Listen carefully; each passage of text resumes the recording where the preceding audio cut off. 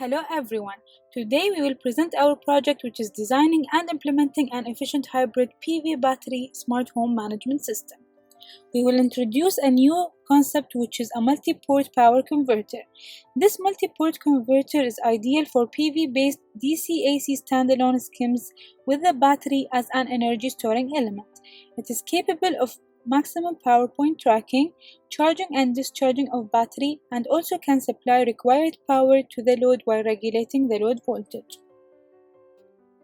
This is the block diagram of our system. It consists of a PV, a battery, DC and AC loads, and a multi-port converter. Here is the topics that we will be talking about in our presentation. I'll be starting with the solar panels. To model the solar PV, we have used the single diode module due to its simplicity in implementation. This is the circuit diagram of the PV model, and the circuit consists of one current source and one diode and one series resistance. It has two inputs, which are temperature and irradiation. The current produced by the solar cell depends on irradiation. The VI characteristics of the diode is obtained using these equations. This is the PV Simulink model along with the placement in the main circuit. These figures shown here are power irradiation and temperature variations over 24 hours in a sunny day in Abu Dhabi. As it can be seen that it starts from a lower values and in the afternoon it goes to the maximum, then back again to zero or a lower value at night. And now my colleague Noura will continue with her part. And now I'll be talking about DC to DC part. The first figure shows the simulated diagram of the proposed multi-port configuration, and the buck boost converter part is shown here. The second figure shows the closed loop control of the buck boost converter, which regulates the DC load voltage to 12 volt. This slide shows the design procedure of the closed loop control of buck boost converter. Initially, plant transfer function is obtained through small signal analysis, and by using the plant transfer function, controller is designed. And finally, this slide shows the simulated waveform of the buck boost converter, the load voltage, load current, and inductor current waveform. And now my colleague Amal will explain the other part from the system.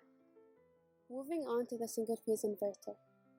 An inverter is a power electronic device that converts power from DC to AC at the required frequency and voltage output. Our system will include two types of loads, a DC load and an AC load. Since the PV is a DC source, it cannot directly transfer DC power to the AC load. Therefore, to solve this issue, an inverter is used as an interface in order to convert the DC power to AC power and feed to the AC load. The single-phase inverter will be controlled using the sine triangle pulse width modulation strategy shown in the figure on the right. Here, the sine wave and inverse of sine wave are compared with the triangle waveform to generate gate pulses for the four switches of the single-phase inverter. This is the single-phase inverter circuit that was simulated using MATLAB.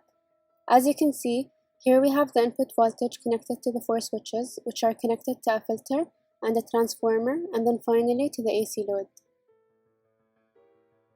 Having a filter connected to the inverter is important in order to have a pure sine wave, so we used an LC low-pass filter in our system to filter out the high-frequency harmonics.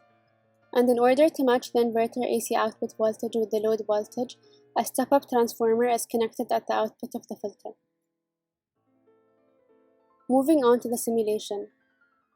In MPPT mode, the PV will operate at the MPPT point and send power to the load, and the remaining power will be sent to the battery. These are the corresponding waveforms. We have the inverter output voltage, the load voltage, the load current, and the AC load power, which is 100 watts. In the non-MPPT mode, the load power is less and the battery is unable to take the remaining power from the PV. In doing this mode, the PV will come out of the MPPT and operate at another non-MPPT point, so that the PV power will be shared between the battery and the load. And these are the corresponding waveforms: the inverter output voltage, the AC load voltage, the AC load current, and the AC load power, which is 50 watts. Moving on to the battery mode. This mode will come into the picture when there is no availability of the PV power, which is during the night time.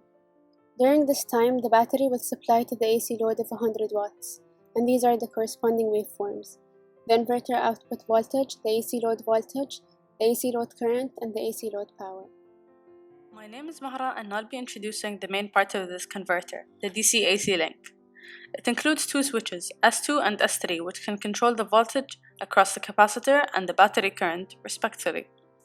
Since we have several switches, the circuit is bound to have several modes. The simulation and circuit diagrams are shown below. Next are the output results of the simulation along with their own control strategies shown in block diagram form. In the MPPT mode, it shows that the PV has an output of about 35 volts and 220 watts. The current in L2 is positive, meaning that the PV is feeding the circuit and not the other way around. As for the voltage across the capacitor, which is also the inverter's input voltage, it oscillates around 48 volts. The battery's state of charge is slightly increasing, meaning that the load demand is less than what the PV is producing, which would allow the PV to charge the battery. To confirm that the battery is indeed charging, the current is negative and its voltage is slowly increasing, which would support our claim. As for the non-MPPT mode, the voltage at the PV solar cells is increasingly approaching the open circuit voltage, while its current decreases drastically, forcing the output PV power to drop. As for the voltage across the capacitor, it's the same, oscillating around 48 volts. The battery's state of charge is slowly increasing, meaning that the load demand is less than what the PV is producing, but more than what the battery can handle, which pushes the power point to a lower level to produce less power. The battery's current is negative and its voltage is increasing, which emphasizes on the fact that the battery is charging. Finally, for the battery mode, it would usually be nighttime, meaning that the PV would produce some sort of small voltage but with zero current, the inductor L1's current. The battery's state of charge is decreasing because it's the circuit's main power supplier at the time. Its current is positive and its voltage is decreasing, which would support the fact that it's feeding power into the circuit.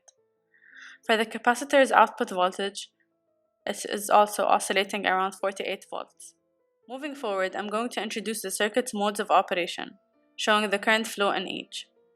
For starters, on the left, the DC buck boost has two modes. Once where the switch would be open, which would allow C1 to supply L1 with power, or where the switch would be closed and L1 would supply power to C2, which would supply power to the load since they're parallel.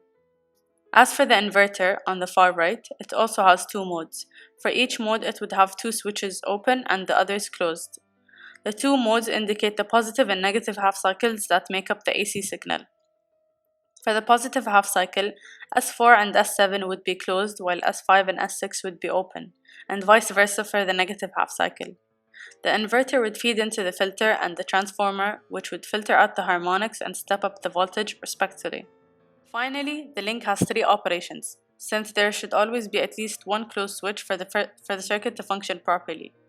For the first mode, shown in red, both switches S2 and S3 are closed, which allows the PV to feed the inductor L2 while the battery feeds the inductor L3 as it freewheels in its own loop. Second, only S3 would be closed while S2 would remain open. The voltage across L2 would end up being the difference between the PV voltage and the capacitor or output voltage, and the voltage across L3 is equal to the battery's voltage. Oppositely, for the third mode, S2 would be closed while S3 remains open. The voltage across L2 would be the difference between the PV voltage and the capacitor voltage. As for the voltage across L3, it would be the difference between the battery's voltage and the capacitor voltage. Moving on to the hardware. This is the laboratory prototype of the 250 watt power rating of the multi-port converter. This is the buck boost circuit and the inverter on the left, and on the right are some of the results which match the simulation results. The rest of the experiment is underway. In conclusion, this project presents a battery storage system-based multi-port converter configuration for DC and AC standalone application. The salient features of the proposed converter are MPPT of PV panel, charging control of the battery, and voltage control of the load, which are accomplished by a single converter. And the proposed topology consists of minimal number of switches and power components. Therefore, it's expected that the proposed converter has higher efficiency, easier control, and lower costs. The effectiveness of the proposed topology is verified through simulation studies using MATLAB Simulink and validated through experimental work. Thank you for listening.